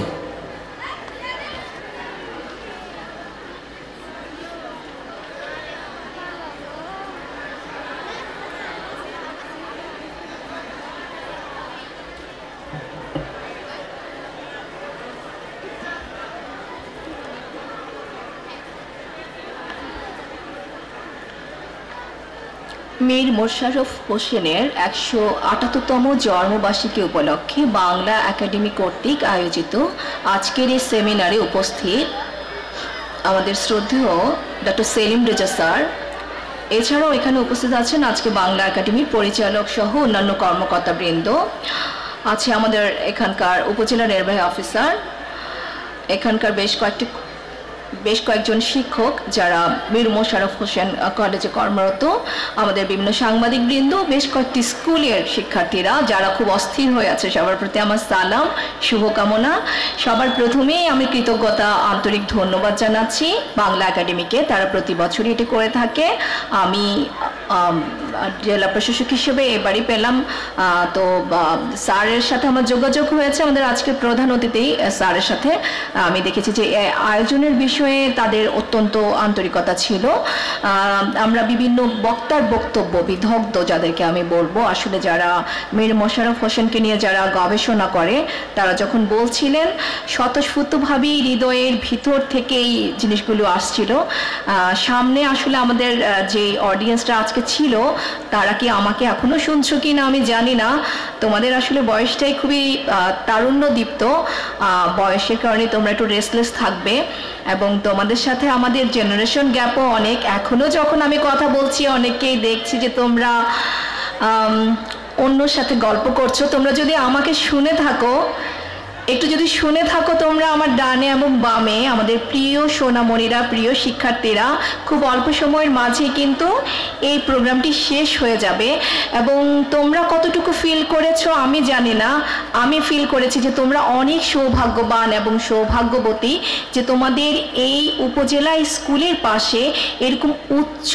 মার্গের এবং উচ্চ কি বলবো, যেটার আসলে অনেক অনন্য একটা প্রোগ্রাম তোমরা পেয়েছো।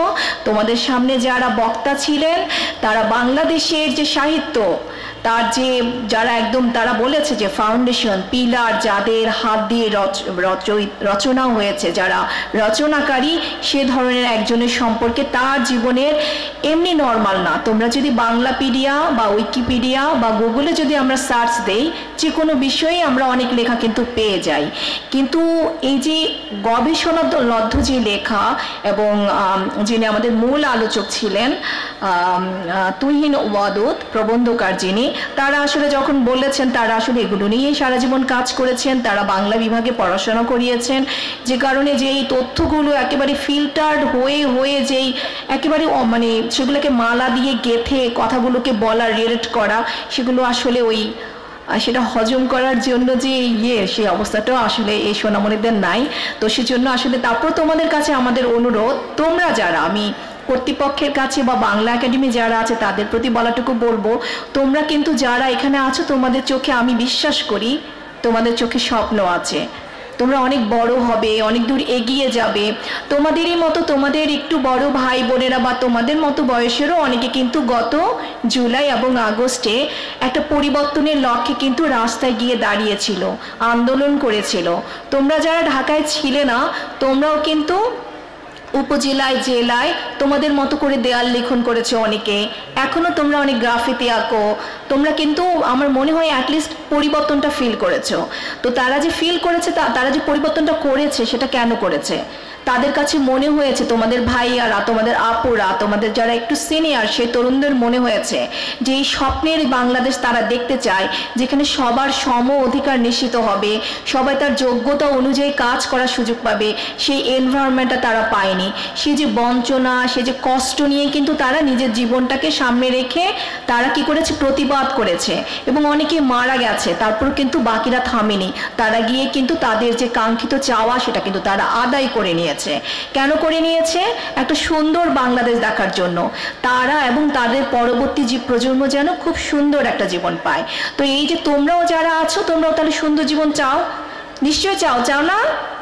সুন্দর জীবন চাও তো? তাহলে সুন্দর জীবন চাওয়ার জন্য তোমাদের কিন্তু নিজেদেরও কিছু করণীয় আছে। শুধু দেশটা নিজের মতো মানে নিজের মতো শাসন ব্যবস্থা চেঞ্জ করলে কিন্তু হবে না। তুমি তোমার স্কুলে তোমার শিক্ষকরা যে কথাগুলো বলবে, সেটা তোমাকে মনোযোগ দিয়ে শুনতে হবে, তোমাকে ডিসিপ্লিনড হতে হবে, তোমাকে দেশের ইতিহাস, ঐতিহ্য, কালচার, কৃষ্টি সম্পর্কে জানতে হবে। এবং এটা শুধুমাত্র এখনকারটা জানলে হবে না, যারা পিছন থেকে এই জিনিসগুলো নিয়ে নেতৃত্ব দিয়ে আজকে আমাদের সভ্যতাকে, আমাদের বাংলা সাহিত্যের যে ইতিহাসটা, তাদেরকে যারা রিচ করেছে, তাদেরকে আমাদের জানতে হবে। একটু নাস্তা বা একটু প্লিজ, আমি একটু ডানে বলবো প্লিজ, আপনি একজন শিক্ষক, প্লিজ আপনি মনে হয় ডিসিপ্লিন করার জন্য। বাচ্চারা তোমরা কিন্তু, আমি আগেও বলেছি, এখানে যারা আজকে আসছে তারা কিন্তু সবাই ওয়েল এডুকেটেড, এবং তারা খুব ভালো একটা জায়গায় আসছে। এখানে এত দূর পাড়ি দিয়ে আসছে তারা, তোমাদের এখানটায় এক বিখ্যাত সাহিত্যিক উপন্যাসিক ছিল, যার কথা তারা আজকে সারা দিন ভরে বলছে, যে মীর মোশাররফ হোসেন। আমি যখন তার জীবনীটা অত ভালোভাবে, আসলে আমরা আমাদের সার্ভিসের কারণে, প্রফেশনের কারণে অত পড়াশোনার সুযোগ পাই না, একটু যখন যাই বা ভাবি তার জীবন সম্পর্কে, তখন আসলে আমি খুব অবাক হই যে সেই সময়ে, এত বছর আগে, যখন আমাদের বাঙালি মুসলমান বা বাংলাদেশি মুসলমান আমরা যাদেরকে বলি, তারা কিন্তু অনেকটা পিছিয়ে ছিল। সে সময়ে আমাদের মূলত যেটা পূর্বের বক্তারা বলেছে, যে পুঁথি চর্চাটা তারা করেছে, আমাদের যারা বাংলাদেশি মুসলমান, তাদের কাছে বাংলা শেখার চেয়েও তাদের কাছে তারা ফার্সি ভাষাটার দিকে তারা ছিল, যে সেই দিকে তাদের ঝোঁক ছিল। আর যারা তাদের মধ্যে একটু ওয়েলদি, আমাদের যে বাংলাদেশি মুসলমানরা, তারা হচ্ছে উর্দু, কোনোটাই কিন্তু প্রপারলি না, কেউ পারছিল না। নিম্নবিত্ত যারা, তারা যে বিশুদ্ধ বা শুদ্ধ যে ফার্সিটা, সেটা কিন্তু তারা পারতো না। আবার এই দিকে যাদের অবস্থা একটু ভালো, তারা যে উর্দুটা খুব ভালো বলতে পারবে, তাও কিন্তু না। কিন্তু নিজের যে মাটির যে ভাষা, মায়ের যে ভাষা, সে বাংলাটার প্রতি তাদের ছিল, তারা মানে বিশুদ্ধভাবে শুদ্ধভাবে সুন্দর করে তারা বলতে পারতো না। সেই সময় সেই কনটেক্সটে একটা মানুষ, যিনি ঢাকায় বড় হননি, বড় হয়েছে কোথায়? বড় হয়েছে হচ্ছে, যার জন্ম হয়েছে কুষ্টিয়ায়। তার বাবা, আমরা বক্তাদের বক্তব্য শুনেছি যে তার বাবা আর্থিক অবস্থা ভালো ছিলেন, কিন্তু তিনি একটু অস্থিরচিত্ত ছিলেন, তার গানের প্রতি ঝোঁক ছিল, পরিবারের দিকে তার কিন্তু অনেক বেশি ঝোঁক ছিল না। তো মীর মোশাররফ হোসেন কিন্তু খুব একটা ব্যালেন্স ফ্যামিলি পান নাই, মানে তার মা তার অল্প বয়সে মারা গেছে, তাকে তাদের যে বাড়ির যে সাহায্যকারী বা বৃত্ত বলি আমরা, অ্যাসিস্ট্যান্ট যাদেরকে বলি, মূলত তাদের সাথে তাকে বড় হতে হয়েছে। তার দাদু ছিল ওরকম একটা অবস্থায়। কোথায় রবীন্দ্রনাথের ফ্যামিলির কথা যদি আমরা চিন্তা করি, যদিও সময়টা আরও অনেক পরে, বা বঙ্কিমচন্দ্রের কথা যদি আমরা চিন্তা করি, তিনি কিন্তু খুবই হাইলি এডুকেটেড ছিল, ইংরেজিটা অনেক ভালো জানতেন এবং তিনি কিন্তু ব্রিটিশ সরকারের উচ্চপদস্থ কর্মকর্তা ছিলেন। তো তাদের যে প্রেক্ষাপট, মীর মোশাররফ হোসেনের আর্থিক অবস্থা ভালো ছিল, হয়তো নজরুলের মতো তাকে স্ট্রাগল করা লাগেনি, কিন্তু মায়ের যে কেয়ারটা, যে ভালোবাসাটা, সেটা কিন্তু তিনি পাননি। ভাই বোনদের যে এনভায়রনমেন্ট, বাবার যে এনভায়রনমেন্ট রবীন্দ্রনাথ ঠাকুর পেয়েছে আরও অনেক সময় পরেও হলেও, সে ধরনের কিন্তু এনভায়রনমেন্ট কালচার তিনি পাননি।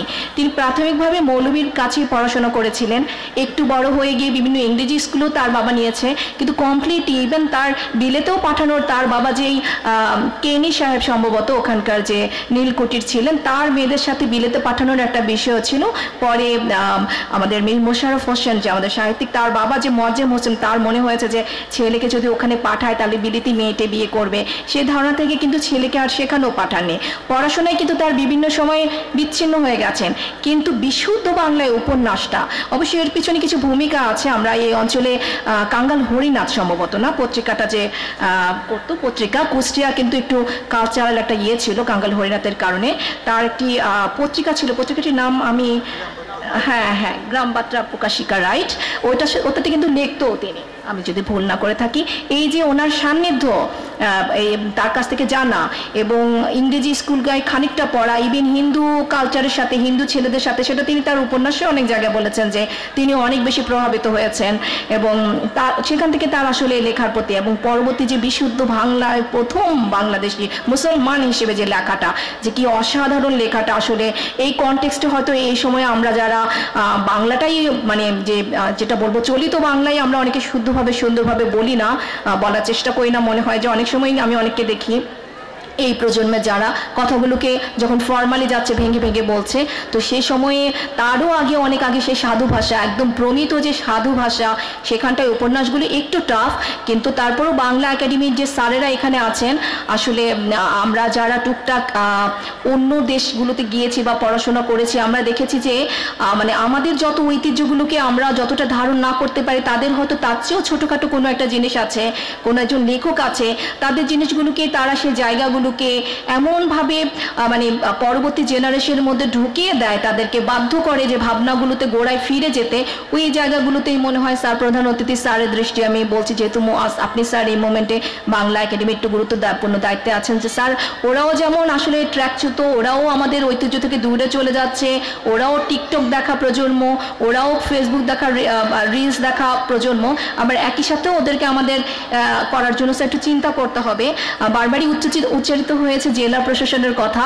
বেসিক্যালি আমরা জেলা প্রশাসন আসলে অমন জায়গাগুলোতেই কাজ করি যেখানে হচ্ছে যে মানে ডুয়েল অ্যাডমিনিস্ট্রেশন থাকে না। আমাদের মীর মোশাররফ হোসেনের গবেষণা শাহজালাল সাহেব, রাইট, তো উনি বলছিলেন, ওনারা আমার কাছে আছেন, কিন্তু এই যে জায়গাটা, এটা কিন্তু বাংলা একাডেমির জায়গা। সো এখানে যদি আমি কোনো কাজ করতে চাই, আমাকে কিন্তু অবশ্যই বাংলা একাডেমির কাছ থেকে অনুমতি নিতে হবে, এবং বাংলা একাডেমিরও কিন্তু নিজস্ব, শাহজালাল সাহেব আপনি মনে হয় অন্যদের সাথে কথা বলছেন, আপনি কি আমার কথা শুনছেন কিনা আমি জানি না, যিনি না শাহজালাল সাহেব বলেছেন আমাদের, যে আমাদের, আপনি শাহজালাল সাহেব না, আপনি পাঞ্জাবি পড়া, সরি, তাহলে সালাম তাসিস, সরি।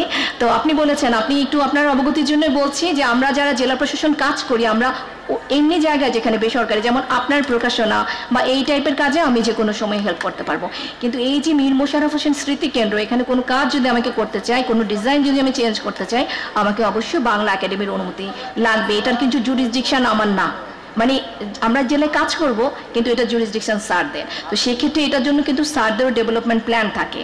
তো আমি স্যার এখানে আছেন বা স্যার পরিচালক বৃন্দ আছেন, এখানেও কর্মকর্তা বৃন্দ আছেন, আপনাদের যদি কোনো ভাবনা থাকে, কোনো জায়গায় যদি আমি বা আমরা না থাকি, আমাদের যারাই থাকবে জেলা প্রশাসক বা উপজেলা নির্বাহী অফিসার, আমরা ডেফিনেটলি কল্যাণের জন্যই কাজ করি। আর মীর মোশাররফ হোসেনের স্মৃতিকেন্দ্রের মতো কাজ বা প্রকাশনা নিয়ে তো আমাদের কাজ, আমাদের আন্তরিকতার কোনোই অভাব থাকবে না, এটা আমার মনে হয় নিঃসন্দেহে, আপনারা সেটা জানেন। আপনাদের অবগত অনুভূতির জন্য স্যার আমি এসছি খুব বেশি দিন হয়নি, আমি 10 মাস হলো এই জেলায় এসছি স্যার। এরকম একটা অস্থির অবস্থা আপনারা জানেন দেশে চলছে, তারপর আমরা চেষ্টা করছি কাজ করার জন্য সব জায়গায় স্যার।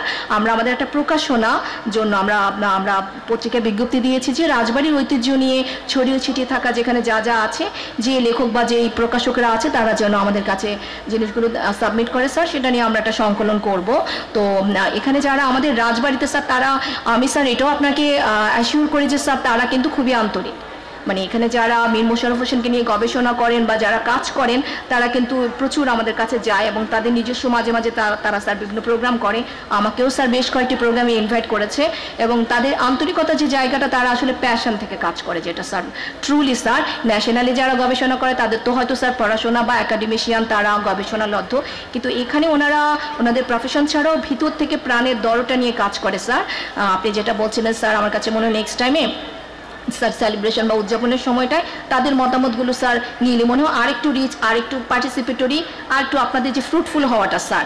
তারা একজন ভদ্রলোক, একজন প্রিন্সিপালের কথা বলেছেন স্যার, আমার মনে হয়েছে যে এটা যদি তাদের আগেও মাথায় আসতো, আমাদের সাথে আলাপ করতে পারতো, যিনি এই কবরটা যিনি এই জঙ্গল থেকে বের করে নিয়ে আসছে, নিঃসন্দেহে আমরাও পারতাম, যে কেউই পারতো একটা ক্রেস্ট বা সার্টিফিকেট দিয়ে তাকে আজকে একটা সম্মাননা। আমরা তো এটা মিস করলাম, এটা যদিও বাংলা একাডেমির প্ল্যানে ছিল না। আপনারা যদি আমাকেই বলতেন বা আমি স্যারদের সাথে যোগাযোগ করে যে ডাক্তার ফকির আব্দুর রশিদ যিনি প্রিন্সিপাল ছিলেন এবং যিনি এই জায়গাটাকে করলেন, নিঃসন্দেহে তিনি সম্মাননা প্রাপ্য। তো এই আইডিয়াগুলো আপনাদের কাছে আমার অনুরোধ থাকবে, এটা অনুষ্ঠানে এসে যে বলতে হবে তা না। জেলা প্রশাসক হিসেবে আমি 10 মাস কাজ করেছি, আপনাদের জেলার প্রতিটা জায়গার জন্য যে আমার ভালোবাসা সেটা আমি বলা লাগবে না, আমার মনে আপনাদের স্বীকার করতে হবে। সো এই ধরনের জিনিসগুলো আমরা কিন্তু ছোটো ছোটো জিনিস নিজেরাই করতে পারি। আর বাচ্চারা অনেক বক্তব্য তোমরা শুনেছো, আসলে তোমাদের জন্যই কিন্তু এত কথা বলা। আমরা যারা বড়, আমরা তো বড় হয়েছি, আমাদেরও শেখার শেষ নাই, কিন্তু পুরো জীবনটাই সামনে রয়ে গেছে তোমাদের। তো তোমরা যদি শুধুমাত্র টিকটকে ব্যস্ত থাকো আর রিল বেস দিয়ে জীবনযাপন করো, তাহলে কিন্তু তোমরা আগাতে পারবে না। তোমাদের জানতে হবে তোমরা যে দেশটাতে বসবাস করছো, যে দেশটাকে বেস করে তুমি নিজে জীবন গড়ে নেবে, হয়তোবা দেশ বা বিদেশের বুকে তুমি বাংলাদেশের গর্ব হয়ে যাবে। সেই গর্বের অংশ হওয়ার জন্য তোমাকে নিজের ইতিহাস, কৃষ্টি, কালচার ও সাহিত্য সম্পর্কে জানতে হবে। এবং তোমরা অত্যন্ত ভাগ্যবান যে তোমাদের এই প্রক্সিমিটিতেই এমন একজন উপন্যাসিক, এমন একজন, তার আসলে তিনি ছিলেন সব্যসাচী। আসলে মীর মোশাররফ হোসেনের কথা যদি বলি, সাহিত্যের প্রায় প্রতিটি শাখায় তার বিচরণ ছিল, অনন্য একজন মানুষ। আসলে আমরা আমাদের যে যারা প্রাপ্য সম্মান, আমাদের যে আমাদের কি বলবো কবি সাহিত্যিক, তাদেরকেও আসলে আমার কাছে মনে হয় জাতি হিসেবে আমরা আরও পিছিয়ে আছি। আমরা শেক্সপিয়ারের বাড়িতে যখন যাই, তার আশপাশটা যে জাদুঘর দেখি, তাদেরকে দেখি যে কতটাকে সেটা কতটা যত্ন করেছে স্যার। আপনার জন্য এটাও বলা স্যার, আমি এর আগে একবার এসেছিলাম অন্য একটি প্রোগ্রামে, আমি উপজেলা নির্বাহী অফিসারকে বলছিলাম যে এখানে আসার জন্য। আজকে স্যার অনুষ্ঠান উপলক্ষে জায়গাটা বেশ পলিশ বা একটু পরিচ্ছন্ন রূপ দেখা যাচ্ছে স্যার। এখানে যারা কর্মরত স্যার তাদেরকে আমি তখনই একটু বলে গিয়েছিলাম স্যার, আপনাকে ফোনেও বলেছি, রাউন্ড দ্য ইয়ার স্যার তাদের মধ্যে আমার কাছে মনে হয়েছে তারা যেন একটু স্যার একঘেয়েমিতে চলে আসে। ঠিক এই জায়গাটাকে ক্লিন রাখার জন্য, পর্যটকদের আসার জন্য যতটা একটু সুন্দর রাখা উচিত, সেটা এখানকার লনটা বা এখানকার গাছপালাগুলো এবং এখানকার যে পরিচ্ছন্নতা, সেটাই মনে হয় তারা আর একটু মনোযোগ হলে স্যার ভালো। এই জায়গাটায় কেউ একটা টুরিস্ট স্পটে আসলে স্যার এই জিনিসগুলো খুবই একটা ইম্পর্টেন্ট স্যার, এগুলো ফ্যাক্টর হিসেবে কাজ করে স্যার। এবং স্যার এই প্রজন্ম তো স্যার আসলে ওরা যে উপন্যাসিক সম্পর্কে জানবে, তার যে সাহিত্যগুলো পড়বে স্যার, এর সাথে একটা ছোট একটা কফি শপ হতে পারে, হয়তো একটু হালকা স্ন্যাক্স টাইপের থাকতে পারে, যেখানে কেউ আসলে স্যার একটু খেলো স্যার।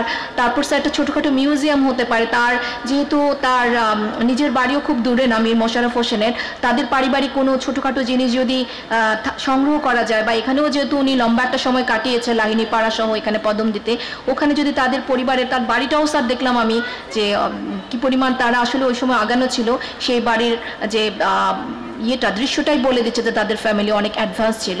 তো ওখান থেকে কিছু জিনিস যদি এনে এখানে একটা জাদুঘরের মতো করা যায় স্যার, একটা ছোট কফি শপ, স্ন্যাক্স, স্যার টুকটাক করে একটু ভালো বসার জায়গা স্যার। মানে হয় কি স্যার, শুধুমাত্র এত প্রচণ্ড প্যাশন বা ন্যাক অনেকের মধ্যেই থাকে না যে এই যে সাহিত্যিক তার সম্পর্কে আমি জানি।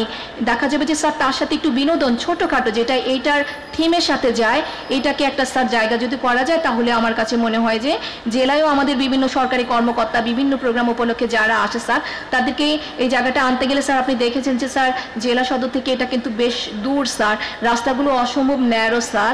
স্যার আমি যখন আজকে আসছিলাম, একলা আসছিলাম, আগের দিন আমাকে ইওনো নিয়ে আসছিল, আমি স্যার জায়গায় জায়গায় গাড়ি থামিয়ে জিজ্ঞেস করা লেগেছে স্যার, এবং আমি পরে দুটো যুবক ছেলেকে পেলাম যারা মোটর সাইকেলে ছিল হেলমেট ছাড়া স্যার, ওরা আমার গাইড হিসেবে আমাকে নিয়ে আসছে।